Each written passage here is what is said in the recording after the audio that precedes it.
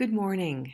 It's Deborah Leanne here, and we are going to tune in for a moment or two of a discussion around you and your character, your strengths, and your passions. You know, there's this converging going on today around the world on Character Day 2017. It's an opportunity to connect in a global interaction with people all around the world who are sitting down together and learning about what are their strengths. What are they really talented and gifted in this life to bring forth? And matching those up with their areas of passion. An example would be the number one that I took, and I took the VIA free strengths assessment. It came up with appreciation of beauty and excellence. And noticing and appreciating beauty and excellence or skilled performance, and from nature to art to math to science to everyday experience. And I'm noticing how beauty and excellence shows up and has shown up for many, many, many years in the way I live my life, in the way I have done my work, in the organizations I was drawn to work with, who were always top of their field when it came to doing and operating their business in excellence and from integrity and from a beauty that drew me in. My second is creativity. My third is gratitude. My fourth is perspective. My fifth is honesty. And my sixth is social intelligence.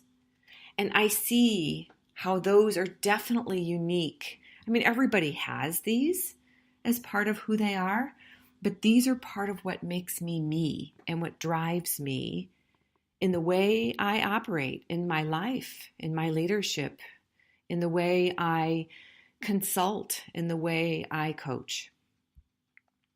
And when I match my strengths, my character strengths with my areas of passion, for example, I was at a bookstore last night where there was a gathering for the Hillary Clinton's newest book, which is called What Happened? And whether or not you're a Hillary Clinton fan isn't the point. The point is that it was women, mostly women. There were a few courageous men in the group that came together in a way that was inspirational and connecting and hopeful. There was a representative from our state and a rabbi and a reverend. Three beautiful leaders, examples of leaders in their fields that shared their perspective, not necessarily just on what happened in 2016 with our elections, but where we need to go and how we need to take action to move forward. And one of the things that the representative said is, whatever your issue is, really get involved and drive it. You know, find out who's at the head of advocacy. Go and speak to the legislators. Find ways to create change and get petitions, or just get involved and get informed and really stop sitting by in complacence. And I loved that, because if your thing is about women's reproductive health rights, or yours is about the gender parity in the workforce in terms of equal pay, if it's, whatever, everyone has their own thing that lights them up. And finding out how matching those two together, your character strengths, what makes you you, with what you're passionate about is a very powerful chemistry, an alchemy that can really drive the change that we want to see in our communities. And I'm just excited. I mean, there's so much to even share and talk about today. And I really am hoping that if anything, that you'll take this message and go and watch one of the videos. Some of them are 10 or 11 minutes long on the letitripple.org site, and pick something that you are going to be an advocate for, whether it's the environment or it's sex trafficking or it's, shifting character education in our public education system, whether it's voters' rights, which is getting to be a big deal. There's so many ways that we can bring our talents forward, and focusing on one area makes it a little bit easier. We might even be able to join hands with people from different parties if they can see the importance of that issue. If your passion and your character blends with them, there might be a way to work together with people who we wouldn't have expected we could work with. So I'm not going to have today's conversation be very long. The main thing is connect with me if you want to find out more about your strengths.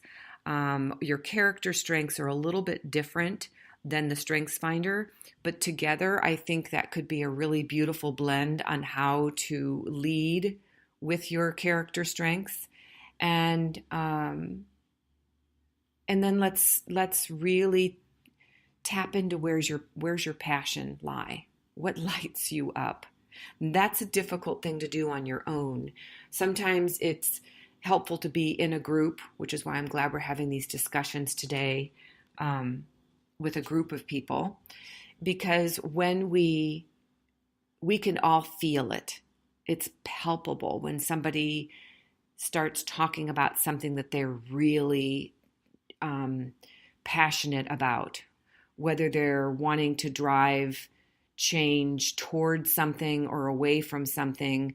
It's a force within them that lights them up, and you can see it in their face.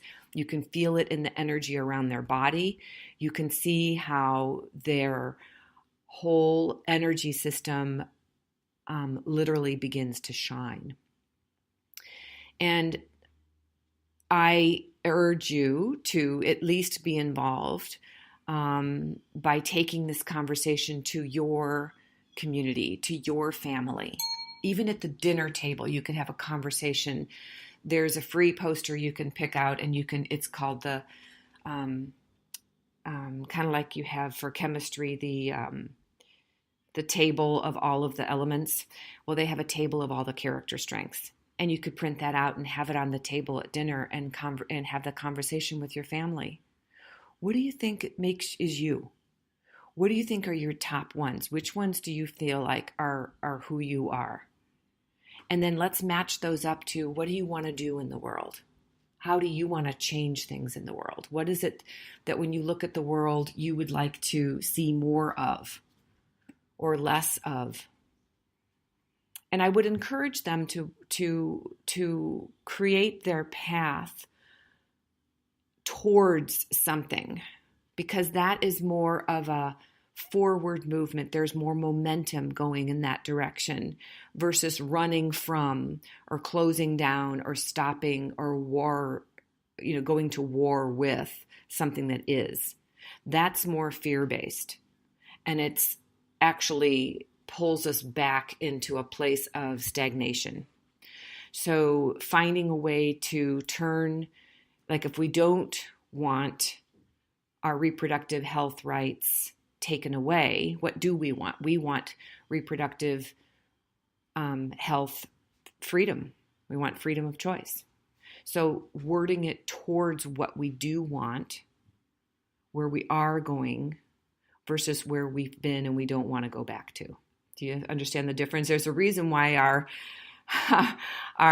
windshield on our car is so big, so that we can see all of that's in front of us. And our rear view mirror is very small. So we can kind of check what's going on back there, but we don't need to hang a lot of our attention or energy looking back. So, I would be really curious what your character strengths are, and if you've come up with a new power statement to move forward from today. Share with us. You can come and join the conversation over in the Shine Challenge on the Facebook page. We're talking about N this week, which is about what's new, what's next, and where are you now in this present moment. So there's some tips over there, mindful practices, and as always, conversation over in that part of the Facebook family. So I encourage you to have a great day today and learn more about your character strengths and how you can bring them forward. And if you would like any support and guidance, I'm here to help. Take good care. Bye-bye.